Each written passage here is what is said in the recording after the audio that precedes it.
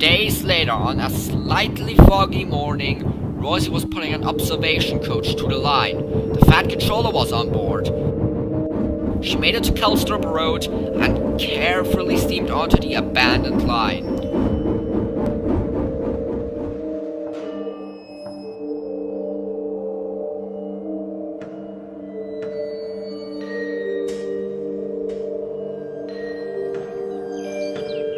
Rosie stopped at bridges and tunnels for the Fat Controller as well as the inspectors to do surveys of the line and its surroundings. They made it to the first station, Rolf's Castle. As the inspectors looked around, the station looked old and worn out, but oddly, its overall structure seemed to be in very good condition. They soon moved on to the next station at Kirk Roman. As with the last one, the station seemed to be in perfect condition, but the line itself was old and rusty and needed to be replaced. Rosie looked around the surroundings. For some strange reason, she was feeling uneasy. I can't believe I stole it! I can't believe I stole it! My precious! My precious! Yes! No one can take this away from me!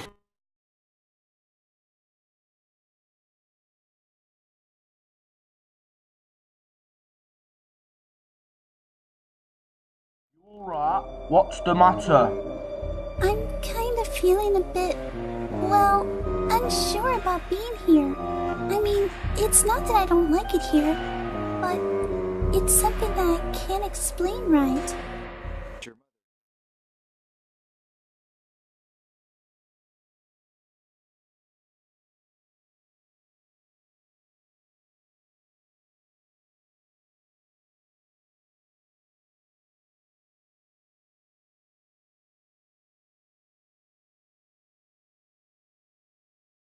The Fat Controller walked up to her. The Kirk Roman branch line seems to be in great condition.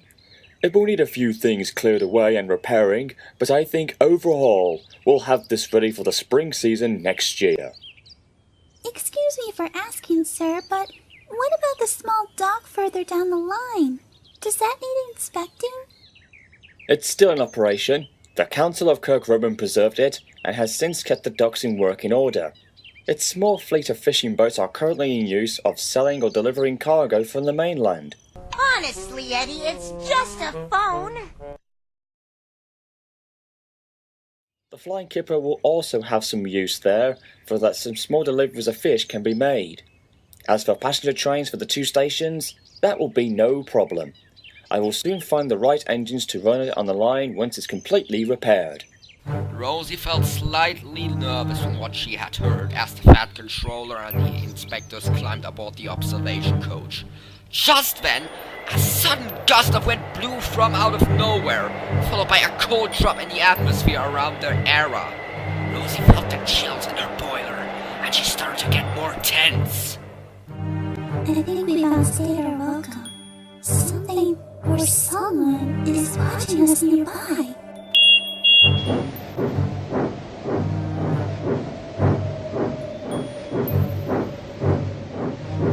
As she pulled away, Rosie thought she saw a mysterious figure with what looked to be a man watching her through the mist.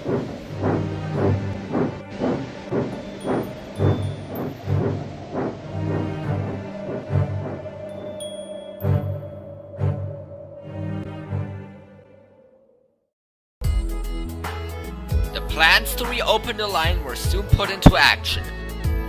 Emily was assigned in handling the engineering trains, while James took charge in taking goods trains on the line. Sometimes they would take in turns when one of them were to take the other. They both felt proud at their new duties. With great teamwork, the repairing of the line was going at a quick pace, and soon it came to work on the station at Wolf's Castle. It would take about a few weeks or months to complete, but there were more than enough workmen to get the job done.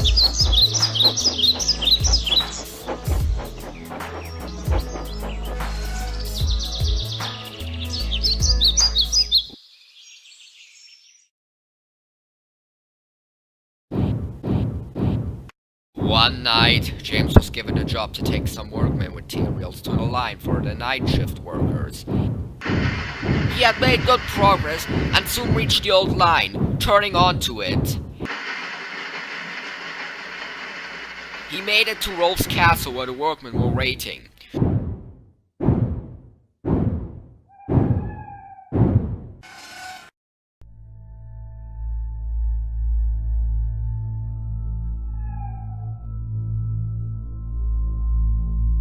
James sizzled nicely as he watched them get to work.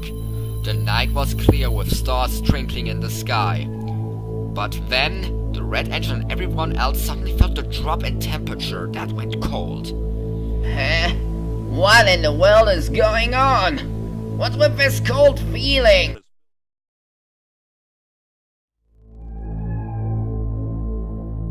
As he saw the workmen commencing work on the station, James thought he saw a man, one he did not recognize. He was at the edge of the station, as if he was observing the work in progress.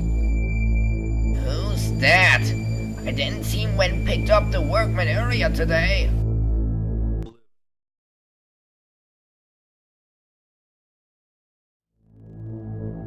The man walked away, and then around the brake van. Out of his sight, he waited to see him come from the other side, but he didn't. What the? Where's he gone? Then there came the sound of another engine's puffing. James almost gasped when a shadowy figure of a tank engine rolled past him before it suddenly vanished.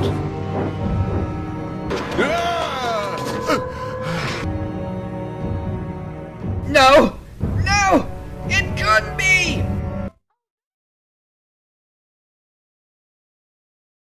What in the name of Satan did we just see? Never mind that! Get me out of here! Get me out of here!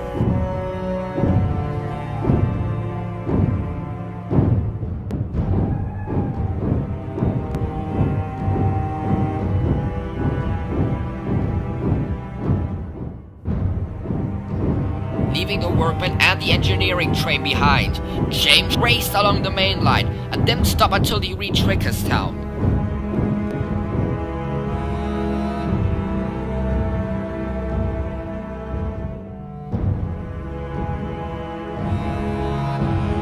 When they arrived, the driver and fireman spoke to the station master.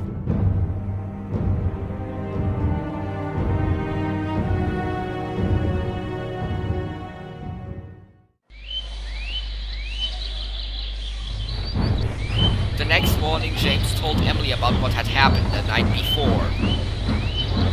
That's some story, James. Are you sure your mind wasn't playing a trick on you? I'm not kidding. I saw what I saw. It scared me out.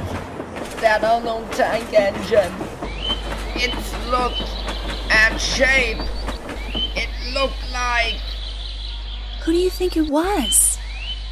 I only saw it for a short moment, but then it vanished.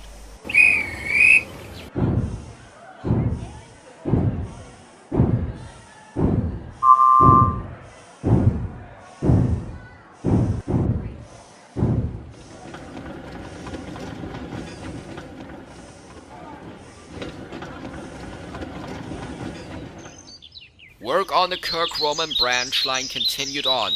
After a few months, the station of Rolf's castle was completed, and work moved on to the next station at Kirk Roman. Since James was now working on the other jobs, Thomas and Rosie took over in helping Emily.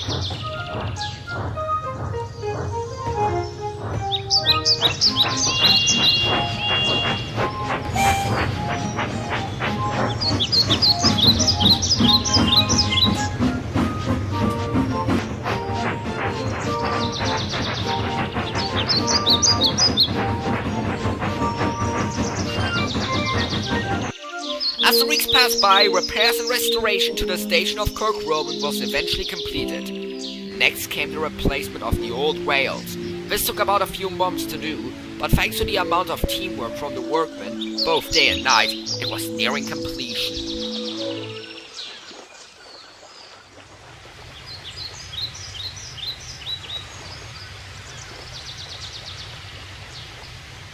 There's been a change of plan. Emily, you'll be needed to take the flying kipper to Tidmouth Harbor, where Henry is due to take it to the mainlands. Edward will take the engineering train, and Rosie and Thomas will have to stay here and take turns in doing night shunting at the docks.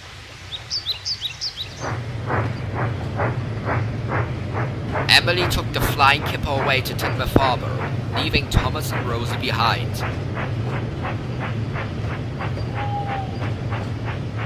The two tank engines soon went to work in shunting trucks.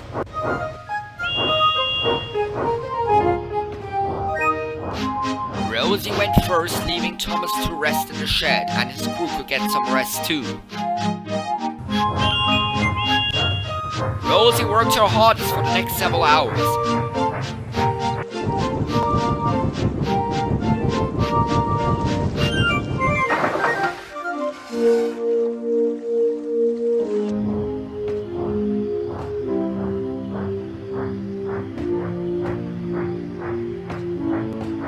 After shunting some empty vans, it was time for her to switch with Thomas.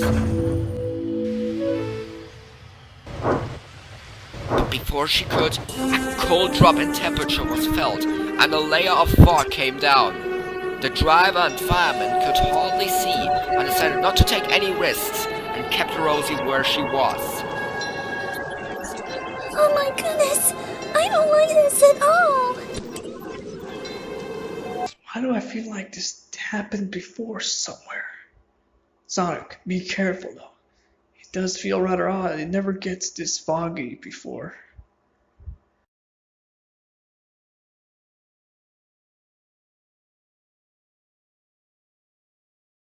You should never have come here.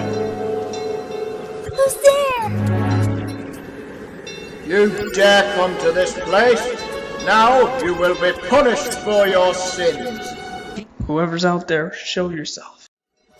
Rosie became frightened. Then she nearly